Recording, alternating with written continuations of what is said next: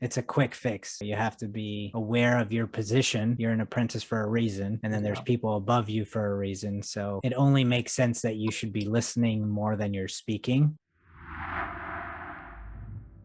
Next question from John Devlin. As a green helper, I feel like a burden at the job site. What do you recommend, or what do you look for in a green apprentice? For me, I would say just like willing to learn, being attentive, not being on your phone, doing what you're told. I'm not trying to make that sound like bad or anything, but just like do what you're told, have a good attitude, don't like talk back. I had this one apprentice one time who would like argue with the boss, and I was just like cringing, like this isn't gonna end well. And he was fired soon after or something like that, just because he had a bad attitude towards the boss because I was arguing with him. It's like you're here to work for somebody at a company, and then you're like treating them poorly. It's like you're not gonna go very far if you're disapproving of everything that the boss wants you to do. So it's like those are just some things off the top of my head. That makes sense. I think a lot of people, especially in the trades, I would say there's a big kind of like know-it-all attitude at every level, but it's something that we've heard of quite a bit, and it's a quick fix. You know, you have to be aware of your position. You're an apprentice for a reason, and then there's people above you for a reason. So it only makes sense that you should be listening more than you're speaking at that point. So that's a great tip for anyone listening who's in that position and maybe is frustrated at work and doesn't understand why. You're probably talking too much. Like you're probably not